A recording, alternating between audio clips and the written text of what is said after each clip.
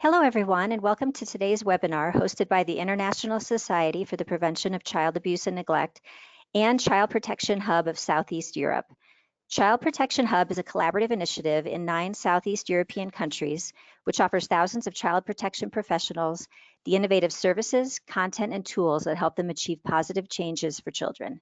Child Hub members benefit from daily updates in the child protection field, free of charge online and offline learning opportunities in English and local languages, networking, and access to Child Hub resources. To learn more about their activities and projects or to sign up for their newsletter, please visit www.childhub.org/en. For today's webinar, we are happy to welcome Dr. Shabina Ahmed, a fellow of the Indian Academy of Pediatrics, who will discuss different types of disabilities, factors leading to increased vulnerability, and methods adopted by various countries to increase the empowerment of parents and children. She will also highlight legislative efforts around the world to prevent the abuse of disabled children. Right now, I have everyone on mute to avoid background noise. We welcome you to enter your questions and comments in the chat box throughout the presentation. Actually, the questions box. The presenter will answer any questions at the end as time permits. Dr. Shabina Ahmed has 25 years of experience in the field of disability and child rights. She is the convener of the Indian Child Abuse and Neglect chapter of the Indian Academy of Pediatrics in Eastern India. As the founding director of Assam Autism Foundation, Dr. Ahmed focuses on child rights and the prevention of child abuse in general, and the disabled in particular. In 2014, she was awarded India's National Award on Child Welfare. Shabina, we thank you so much for being with us today and sharing your insights on this important topic. Now I will turn it over to you. One moment, please. Yeah.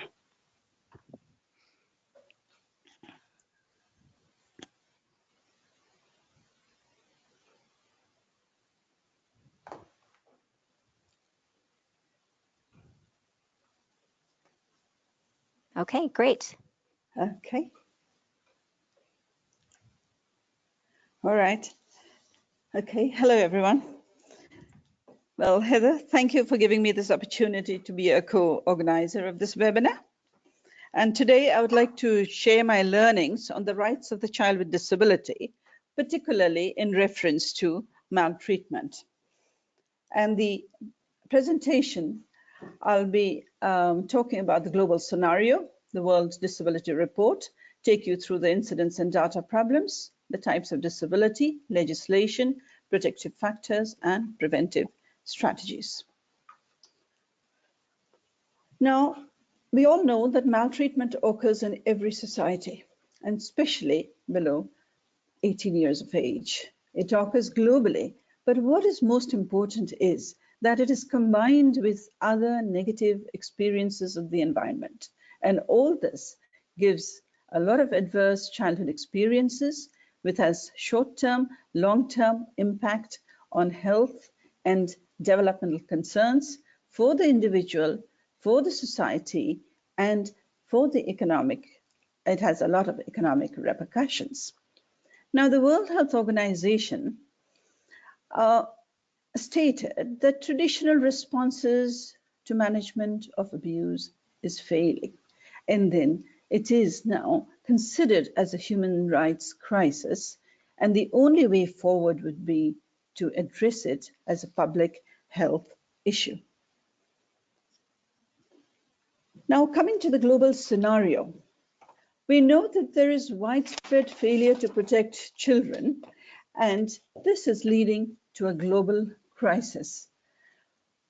Our figures are that we have approximately more than 1 billion children who experience violence annually. And this is a figure given way back in 2006. And even now, the World Health Organization says that more than 1 billion children are still being abused. Then we have neglect cases. And there are some children who are working in harmful situations, and about 115 million has been addressed so far. And the WHO says that about 150 million girls and 73 million boys are subject to sexual harassment. So This indeed is a crisis and represents a violation of child rights, and it's an unacceptable situation requiring urgent remedy. Now, I have some figures here. Now, I talked of a billion, more than a billion being abused. So let us see. From North America, we have 700 million victims of violence annually. And of that, one per 10 child gets sexually abused. Now, in Australia, we have 450 million under child protection services. And in Africa, we have one child in every three, they have a risk for sexual abuse before the age of 17 years, and very few report. While again, UK, 1 in every 20 children are being sexually abused. And we have the online abusers, you'll be surprised to hear, that 700% increase over the 5 years.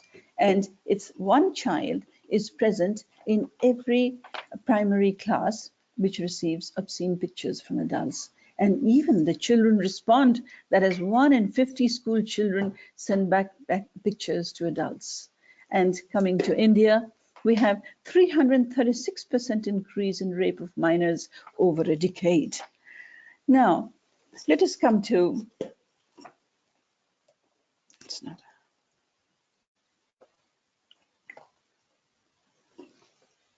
just a minute.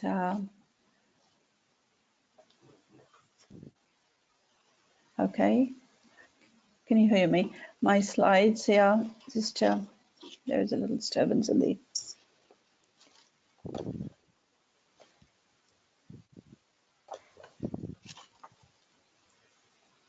Are you? Yeah, I've just got stuck up with the slide. Okay, coming to the European scenario, a WHO 2013 report says that we have 850 premature deaths less than 15 years, which is reported in the European region.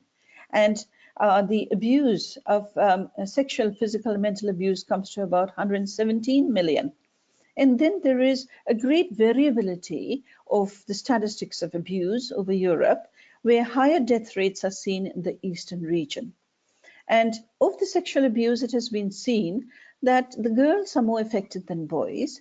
And while the physical abuse prevalence is 22.9, where there is no gender difference, and mental abuse prevalence is 29.1% with no gender difference. But we have very few studies on neglect. And what is most important is all these statistics does not give us any information about disability. Now, it is very important to understand and to consider disability because we know that disabled children are more vulnerable to neglect. And if we have a very good understanding of disability and we empower these children, then we will probably later we will find that the figures that we have of more than 1 billion may come down. Now, coming to child abuse and disability, we have a lot of increasing knowledge in disability, but it is very clear from our statistics that we have dearth of information about abuse of children with intellectual and developmental disabilities. Now, I'll just take you a little bit through the history. Von Henting in 1948, who was a German advocate, first identified that there could be a relationship between disability and victimization. Then studies in 1940 showed that there are high rates of developmental delay, symptoms, and abused children. So when they focused on the child, they found, yes, it's the children who are more underdeveloped are the children who are child abused. And so they have come to a conclusion that the developmental status determines maltreatment and is 4.73 times higher when 3 to 4 domains of delay are there. Now, let's go through the WHO World Report on Disability. Now, a report of 2011 shows that there are more than 1 billion they suffer from some form of disability, that is 15% of the population. And 2 to 4% of the population experience significant functional difficulty. But however, this study was in age group more than 15 years. So now, if we come to the Global Burden of Disease report, we find that 5.1%, that is 95 million children, have some sort of a disability, and 13 million have severe disability between the age group of 0 to 14 years. Now, they have come to a point now that people with disabilities are 4 times more likely to have maltreatment, 3 times more likely for denial of care, and 2 times more likely that they are not going to have adequate manpower skills for managing for their support. Now, taking the example of the UK National Survey of Abuse in 2012, this was actually a survey, a report, survey that was distributed, and 63% of the family reported that the loved ones were abused. And the pattern of the abuse was emotional, physical, sexual, financial, emotional being the highest. But what was important is that the frequency of abuse was so high and it was 90% on multiple occasions, and 57% reported that they were 20 times abused, and 46% said they are too many times to count. So now you can understand that what a stressful situation these children are in. And this could be one of the 5 features of non-productivity, of poor education output, and for poor behavior. Now, the scenario seems so grim, and and our response seems so grim. Basically, is that because we can't really get an incidence, as it is difficult to get an incidence of abuse, and in disability is further compromised because the early indicators are complicated with aggression and emotional, complicated with the features of disability, which could be aggression, emotional lability. And then for these complaints, they are not brought to health professionals for assistance, and hence there is no documentation. Further, as you can see, disability has been always addressed as an aggregated term. But we know that there are so many types of disabilities, and these disabilities have so much of needs. They have so different types of vulnerabilities. And then statistical info has been so daunting because nobody wants to report. And nobody can, there's great difficulty in eliciting their problems because of their communication problems.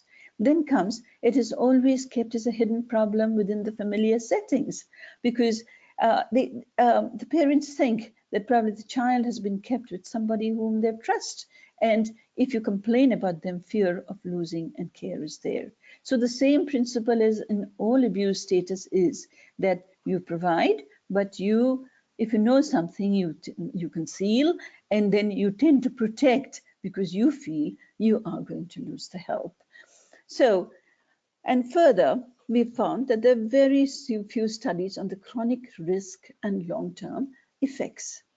Now, so therefore, we really do not know what happens to abuse in disabled children.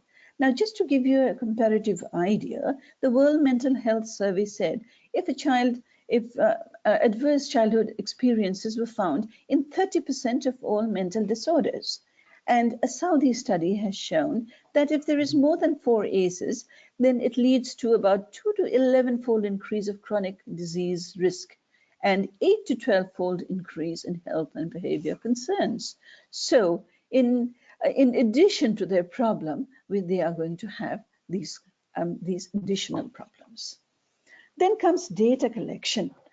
Data collection, according to the WHO definition, neglect and abuse is basically when a child's basic needs are not met. But then again, is there any clarity in understanding the child's needs? And even this, there is no clarity in assessment of neglect and physical abuse because there is so much of cultural variance and beliefs. And sometimes it appears that we are impinging on what is child rights and what are the parental rights. And they seem to be in conflict. And hence we really can't get a data of abuse. And then there is no clear demarcation of the needs of different disabilities, because these are the people who are always provided according to the terms of the carer. Then comes the unknown. We do not know how they digest the violence. But one thing we know, that they feel the same way that we do. It's just that they cannot express. And we must know that violence exists and violence hurts. Now coming to reporting. Reporting also has been a great setback in data collection because there is no collaboration between the stakeholders. Now it may stop, the physician might see the child and it stops there. And it stops at different points because we fear litigation and there is no commitment towards reporting. And the UK study showed that the victims themselves said that 50% found it futile to report because they found that there was nothing going to happen to that. And 50%, 54% said nothing happened in spite of reporting. And only 10% of the victims did get any help. So you can well understand that how disability has not really been addressed. Okay, I've been talking of disability, but what do we mean by that? Now, the World Health Organization, it uses this as an umbrella term for an impairment, for an activity limitation, for a participation restriction. But we must understand that these are all negative results of an individual interaction of individual with the environment leading to a handicap. And addressing handicap actually is a reachable problem, And once we reduce this handicap, we empower the individual and we give him choice, we make him move around, and less dependent on the caregivers. Now we have about almost 9 types of disability here: motor, low vision, intellectual, autism, ADHD, hearing impairment, learning disability. And I've also put gender dysphoria here. Now, we see that each disability is different. Second is, and they have different needs and they have different vulnerabilities. So I'll just give you an example, like the motor and low vision. These are highly care-dependent problems. And then they are so much in touch, personal touch and intimate touch with the caregiver. Then we have the intellectual disabilities where they have an inability to judge. Then again, autism and ADHD autism has so much of social problems, they don't allow people to come. But one very important problem is that they are very hyperactive, like the ADHD. So these children are very prone to being physically abused. Then comes the hearing impairment and the learning disability. Their main problem is communication. And hence, we must understand that each of them are having their problems because of their different difficulties. Then comes gender dysphoria, when the child has her identity and expression is a problem. And this again, this is misfit in the environment and this child is being abused. Now, the pattern of disability is different in different countries. It depends upon the health conditions of the environment, the accident, how accident prone, are the conflicts around, is there any substance abuse, and many more. But what we have to remember is that each disability has its unique needs and unique vulnerabilities to abuse. Now, I have a paper here. This is from Sullivan. This is in 2003, that there are different degrees of risk exposure. If it is a behavioral, then we find that the great risk of physical abuse is there. And if it is, and it has been seen that developmental disabled experience, 90% of them experience some sort of a sexual abuse. And then 49% say more than 10 times, and only 3% report. Then again, children with behavior and learning disability, they are often neglected, they have physical abuse, they are being sexually abused. And LD, learning disability, because they're not able to explain, hence suffer from a lot of neglect, and they're often bullied, And autism children also high evidence of being bullied, and low vision cases are more prone to sexual abuse as the predators cannot be identified and they feel very safe. And this is one Norwegian study in 2018 showed that yes, it is true. Sexual assault is more frequent in low vision. Now, why do these children of disability are more prone? It is a general understanding that is from 1960 to 70, the understanding was probably the children are more dependent. But then the better understanding of the last 40 years showed three models. One is a counter control model. It is basically because a lack of power to resist. Second is the lifestyle and routine activities that they are in. They have structural constraints to adapt themselves to environment. Then the role of expectation from others, they're always dependent on others. There is multiple exposure to caregivers and therapists. And then in institutional cares, it occurs mainly because as if these people are being kept in a place isolated from the police and nobody can detect, the predators cannot be caught. Then comes the ecological factor model, where it is strongly influenced by the social environment and attitudes, beliefs, and culture. Here, I would just like to give you three examples. One is of Larry Nassar, most of you all have heard, and Johnny Berto. Both of them were educated pediatricians. And it is the children complained, but the fact is that the society thought, oh, these are such well-known gentlemen that they cannot be doing such a thing. And then it goes on. And then we come to Edward Louis. I'm sure you must have heard about him. It's recently he's been up in BBC. He wrote about how the society system failure. He's a French writer, and he wrote how his parents could not take him up because he was vacillating between being a boy or a girl, and then this led to a lot of abuse and a lot of psychological trauma. Then, so the direct effects of disability we can see from here is that their failure to protect themselves. They avoid escape from victimization. They cannot avoid or escape from victimization. And it's very difficult to seek for help. Even if something is happening, they don't have people around them. And then there is increased dependency on the caregiver, and some disabilities impair judgment, as I have already explained to you. So now they don't know when to comply and when to resist. If they comply easily, then they get victimized. And if they resist, then they get again retaliated. So they are in such a predicament. Then there's another way how these children are being affected because we actually, the caregivers and rehabilitation specialists do not empower the children.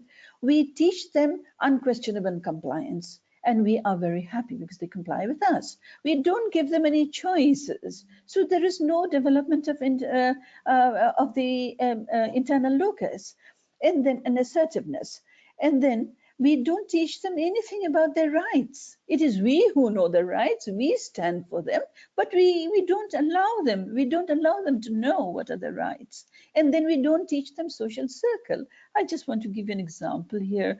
Then I have a child who is a 14-year-old autistic child, and he's just beginning to comply and listen and become socializing. And he's a 14-year-old. Now the mother tells him, kiss the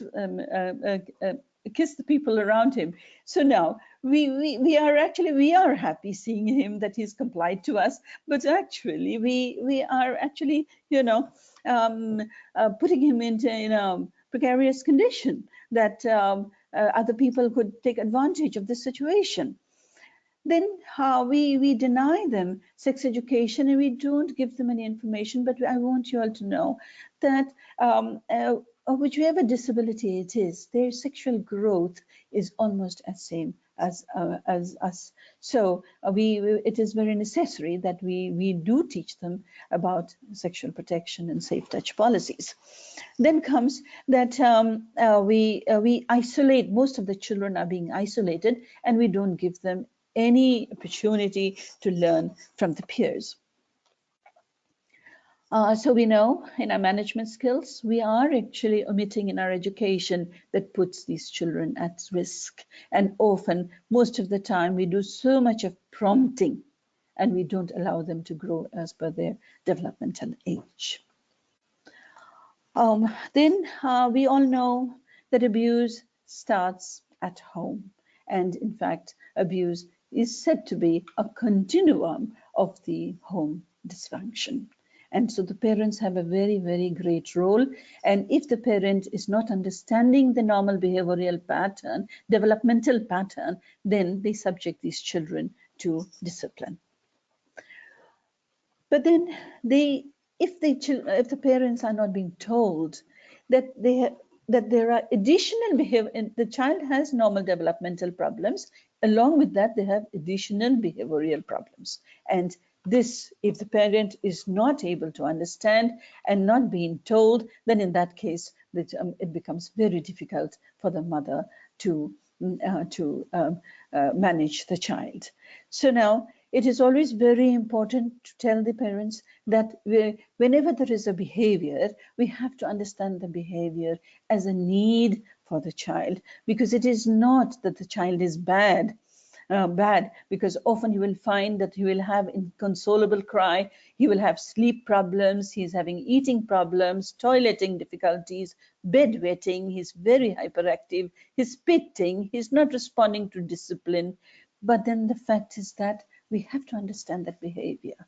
That behavior is a need, and the antecedents have to be understood and the consequences have to be understood. If it is not, then in that case, they are prone to a lot of physical abuse. Now, the parental behavior is very important. Now, we also must understand that how does the parent feel? A child, different from expectations, have arrived in their house. Now, it is us that we have to give them the support. If we do not, this person is under a lot of additional emotional, financial demand, and they constantly need a caregiver. And so it is, we need to actually empower the parents that they should be able to share the responsibility of the child and being in need of the caregiver. Then they have an intergenerational learned parenting style, and this they apply on the children because they feel that the child is not behaving and not complying to them. And then they rate the children below average, and this comparison gives a lot of low self-esteem to the child. So they know not they, and if they do not have if they do not have correct knowledge about the disability, then a lot of correction of deficits takes place. And then the most frequent abuse that a parent does is taking the child from center to center, from therapist to therapist, looking for correction, looking for improvement, not understanding the process, the developmental process of the child. Then the parental characteristics, if the parent is very young, then you find that it's very difficult to handle a disabled child. Then if you have poor impulse control, poor response to stress, and very low self-esteem, if you're under substance abuse, alcohol abuse, then again, partner violence. So all these are adverse environmental reaction, additional problems that is with the maltreatment. Then the environment is very, very important. We may do the support in a center, but the fact is that if the environment does not support, again, we go back to zero, because the environment has negative attitudes and inadequate support services, lack of appropriate health services, and this whole environment again goes back to the mother's stress. And then when the mother is stressed, again, you will find that they misbehave with the children. Okay, so now, so far we have talked about the risk factors. So now let us see what when we have to manage, we have to look into the protective factors also. Now, let me briefly go through the dynamics of abuse, because it's an interaction between child, parent, community, environmental factors, and when they meet and form a perfect storm, then that leads to maltreatment. So now, the next factor is if your risk factors exceed your protective factors. Protective factors are the child's and family's strengths. So if it exceeds, then in that case, you're going to have maltreatment. And if the stresses will exceed the support, then you're going to have the maltreatment. So our main protection is going to be in the child, in the family, and in the society. Now, let us see. What are the protective factors on a child? The child's disposition and temperamental attitudes is one of the most important things. So whatever way we manage the child, we have to see that the child's ego control is good. We must give him an internal locus of control, and the best way to do it is to give them choices in whatever they do. We forget, we provide them only, but we don't give them a choice. Once we give that, then we find that the child can protect, can assert, and can resist, and that gives them high self-esteem. And of course, to be able to have a very good ego and to have a locus of control, one must have a good cognitive ability. And so our efforts must be that the cognitive ability of the child must be increased. And we must understand that we have to rehabilitate these children in a way which keeps their ego intact, gives them high self-esteem, and yet helps them to move around in the environment. Then comes the protective factors in the family. We all say we must have a warm, secure family, but then this family has a child who they did not expect. So now, if you say the child is disabled and look upon the child, then in that case, certainly the partner relationship is not going to be strong, because it goes into a blame game.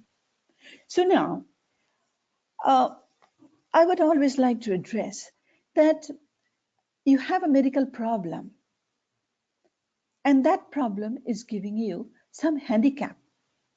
And it is a challenge to the family and to the people around the child, that it is a challenge that if you can work for innovative ideas to help him overcome the handicap and increase his mobility and his expression, then in that case we find that there is no handicap. And for this, I must give the example of Stephen Hawkins. He has been helped by the people around. So if such examples are given, then in that case, so it is how you look into it. If it is you look at it as a medical problem, it's going to help. Now, parental care, there must be more involvement in taking care of the child than the caregiver. Then the love, the bond goes. And the approach of management must be a self-empowerment approach and not to look for a social welfare approach.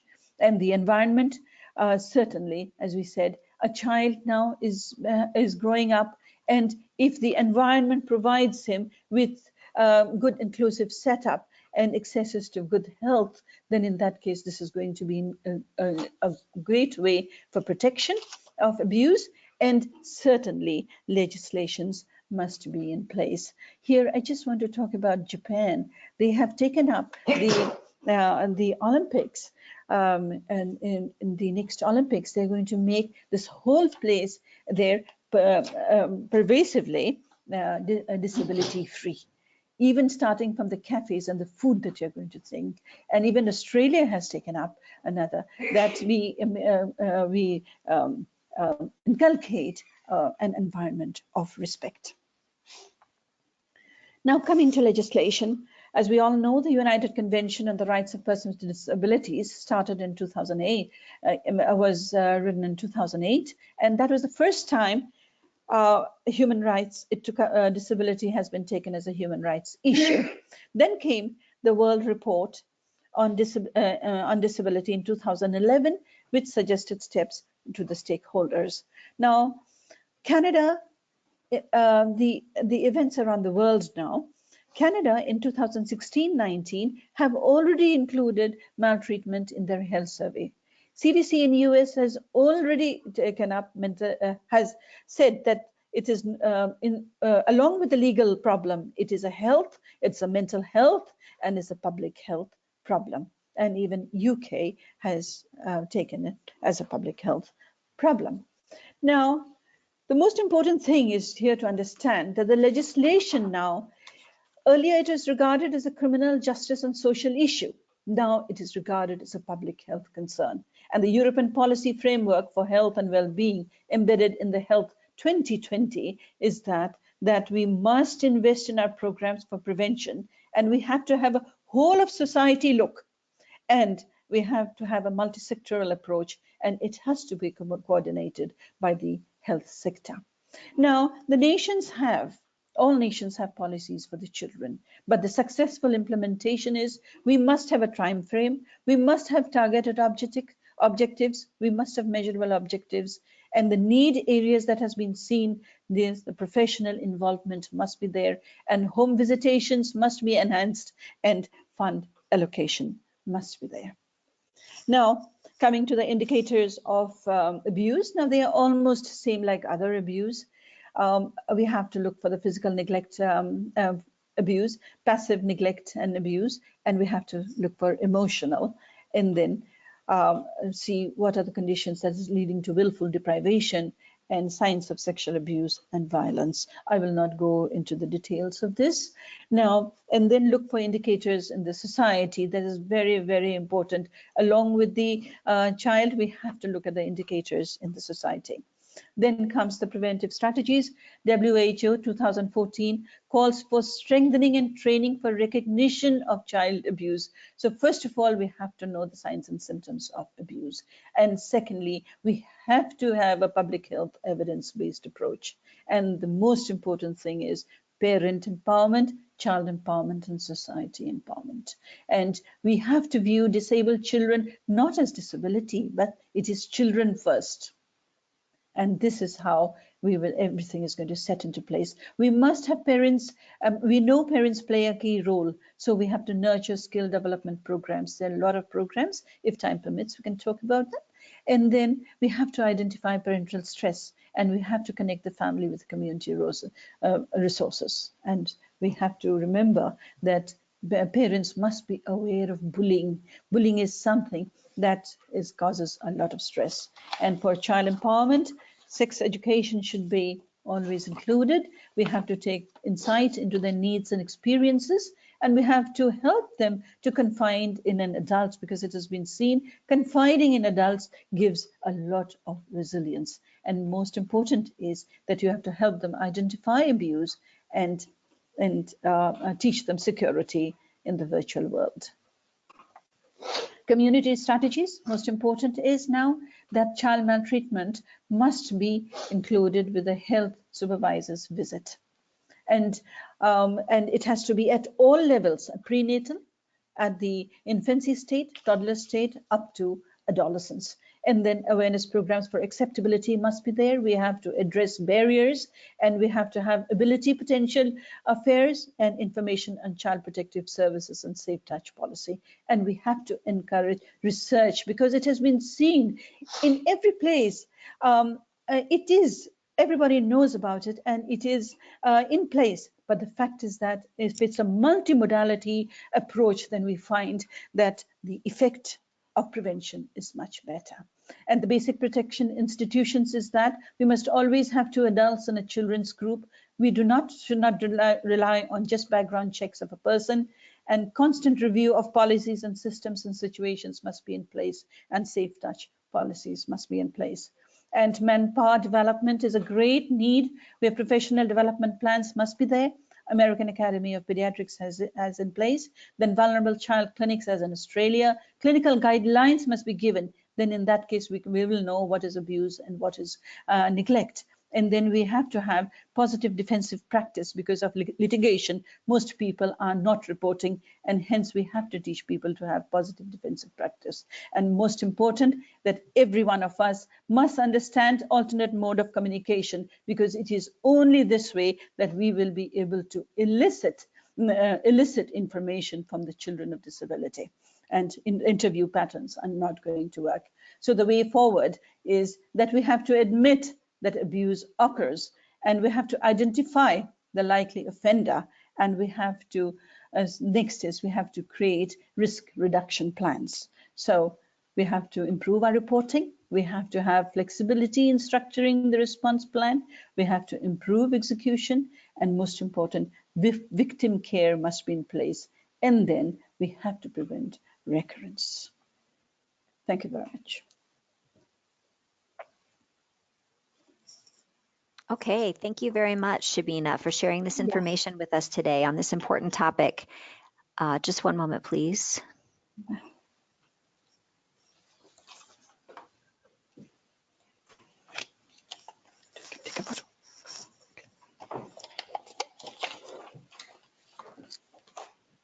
Okay, so we have a few questions from the audience that I will ask you at this time.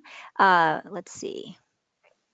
So one comes from an attendee who says, a disabled child in a poor and illiterate family with a number of other siblings presents an extremely difficult situation. How do you tackle that? There is little support from the community and the state. The sheer number of disabled children in countries like India is daunting. Okay.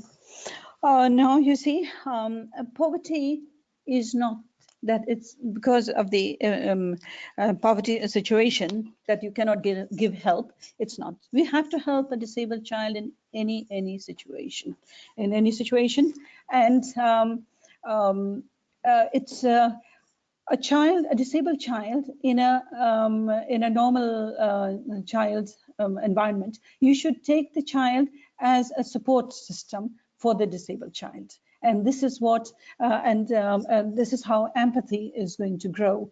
We have a number of children now, because my main work is in autism, and we find that we have siblings who are normal. And then we have actually meetings of those normal siblings. And once we have, and then we tell them about and explain to these siblings that these are the difficulties of your brother or sister has these difficulties, and you can then, these are the ways of coping with the child and then helping with the child. Okay, thank you. This question is related. This person asks, how do you approach a child with disabilities in a limited, resource-limited community setting? How can you assist the child with limited skilled human resources?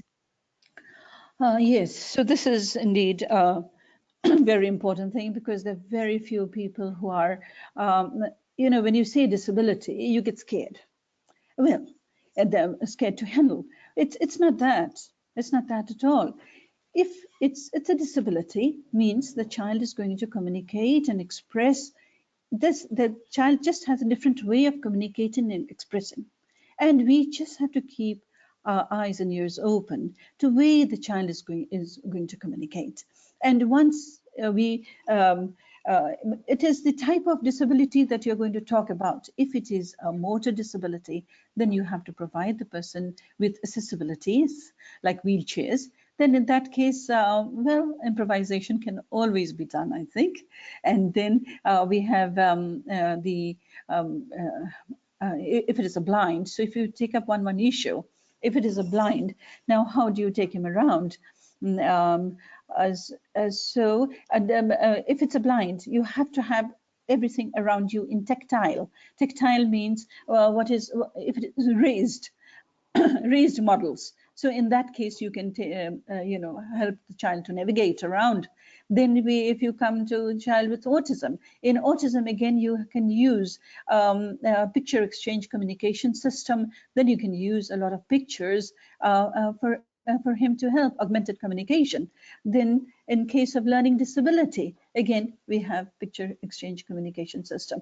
So, and the pictures are not that you have to have books of and obtain it from outside. What I do is, because we are low resource centers, and my picture books are all pictures from the magazines, because this is what I find, that it is readily available and readily relatable. So you can relate to these pictures, and then you can try to get them. So I keep taking pictures whenever I go out. And now in this age of internet, you can always get some pictures and make it into available material for them. I hope I've answered your question. Okay, thank you. Yeah. Yes, here's another one regarding the reintegration of an abused disabled child to school. This person is just asking how to prepare for that. Okay. Yeah. Yes, this is very important, actually. Most important is that if the where is the abuse taken? If it's taken in school, then in that case, certainly if the predator has been identified, we have to see that the teacher has to be explained, and the teacher takes extra protection about how the children's movements, especially going into the toilet and on these situations. Then we have, can you just explain this about school reintegrating into the school, in what way? Yeah, that's all the question says. Okay. Perhaps this attendee can write another question to clarify. Yeah. Here's another one related to educators. What could you suggest for educators working in a multilingual, multicultural environment like refugee communities? How can we identify child abuse on a child with disabilities? Okay. See now, uh, any child who has been manhandled or maltreated, the first thing it exposes in the behavior. So we must, if we have a basic baseline of this child's behavior, then any change of that behavior or any new ways of the physical findings in this child or physical complaints that the child comes must be taken seriously. And his sleep pattern, his eating pattern changes, and hence these could be our leading points in. So we do not need language. We do not need language. It is the behavior of the child that's going to tell us. Okay, all right, thank you. You mentioned in Japan that they are setting up special disability-free areas with the Olympics. Just in thinking about other countries, do you have information on differences in prevalence of abuse on disabled children across different countries? Yes, it is. You see, disability, as I told you, the pattern of disability is different in different countries, because it will all depend upon the environment and the health conditions. And hence, the pattern is going to be different in different countries. And then those people who are more accident, have activities where they're more accident prone, where there are conflicts. So there, if I take Afghanistan, say, and then you see the number of disabilities, the most of them are motor disabilities. So in that place, there are high incidence of, in these conflict areas, we get a high incidence of motor disability. So accordingly, now autism is throughout the world, and the incidence has gone up to now 1:58, according to CDC America. So, and it is available and is prevalent throughout. The incidence is, I think America has the maximum 158, while India has 1:250, while Korea has 1:38. So the prevalence of disability. Now the studies on abuse with disabilities are very, very few. What the one with the UK in 2012, I think that gives us the best picture of Dr. Baladarian about disability. Very difficult to elicit the history. Okay, thank you. Yeah. You may have addressed this, but did you give any information or do you have any information on the prevalence of parental abuse versus caregiver abuse if the caregiver is someone other than the parent? Yeah, yeah. That is also very important because I don't have any incidents with me right now but it's again this demarcation. These demarcations are very it's not clear defined. You see, because the caregiver is always kept under this. This is a hidden problem. It's kept under cover. So hence I gave you this: provide, conceal, and then protect. Yes. Okay. Yes, thank All you. right. Um, Okay. You early in your presentation, you gave some statistics about the types of abuse. You said emotional abuse was the highest at 87%, and then physical abuse at 51%, et cetera.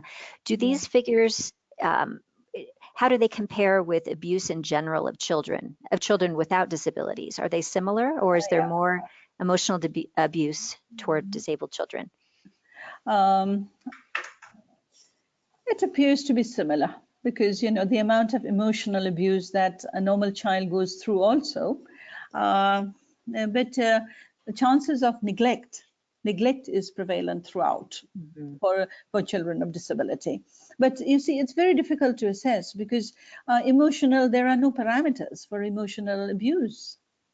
You see, when you don't have your parameters, when you don't have indicators, but the because I work both with normal children as well as disabled children, and then I find the number of normal children that I come with emotional abuse when they come as poor scholastic performance, they come as the behavioral problems, they come with depression, you see. And then again, these findings are very difficult to again elicit in a child with disability, because a child with disability is going to have poor scholastic performance, is going to have it's very difficult. But I think it's worth it's a very good a very good thing that we should see whether the parent is abuses more or the caregiver abuses more. Yes. Okay. Yeah, Thank you. yeah. Um, let's see. And this question is just more general. Do you know of any public resources or tools that are available for our audience, on this topic? Are there any sources of information you can recommend? I have given some sources. Resources regarding, well, American Academy of Pediatrics, I think is doing wonderful work, because I have something here. Let me just let you. They are working. They have developed connected kids. So I think you can take down these. One is a program on period of purple crying. Then Triple P program. Then we have Connected Kids program. Then we have the Bright Future program. I think they are doing wonderful work on this, and it has shown. Then we have these nurse and family visitation programs, and these have worked wonderfully. And they have said that these frequent visits to the houses has reduced maltreatment during infancy and toddler stage. Okay, wonderful. We will collect those resources and make them available to people on our website. Mm. Yeah. Um, And I think we have time maybe for one more. There's another question here regarding the school. What is the accountability of the school if cases of abuse among disabled children goes unreported?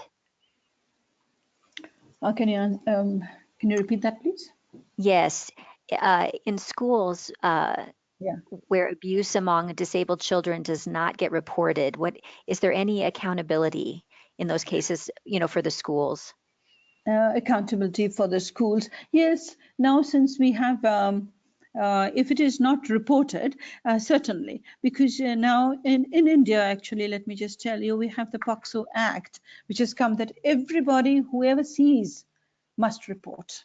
That is the Mm. most important thing, because reporting stops at many points. You see, a person sees and does not report because of fear of litigation. All right, because of fear of disturbance. Then we have at the doctor sees understands, but the fact is that he does not report. So and hence the act has come out that any mandatory reporting must be there. Now, I went through this legislation in different countries, and we found that mandatory reporting is not there in all the countries.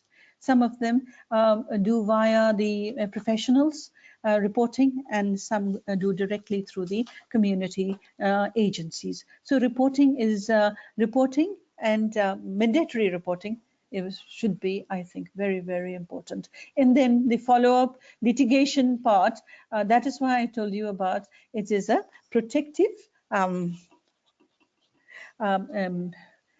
sort of the process must be a protective defensive process, and each one of us must try to find out how we keep ourselves protected as well as defend the whole situation. Yes, and I'm sure Yeah, the laws vary dramatically from country to country. So, yeah, yeah. okay, great. Well, I And think that is our final question for today. So thank you everyone for your questions. And again to Shabina for being with us today. I would like to let you know that a recording of this webinar and a PDF version of the slides will be available within 24 hours on the ISPCAN website. We encourage you to become a member of ISPCAN if you're not already, so that we can continue having informational webinars like these in the future. If you are interested in presenting a webinar or have ideas for topics for our series, please contact us at resources@ispcan.org. Thank you all again for your time today, and we hope you have a good day or night depending on where you are. Thank you, Shabina. Thank you, everyone. thank you very much. Okay, bye-bye. Okay, bye-bye. Bye.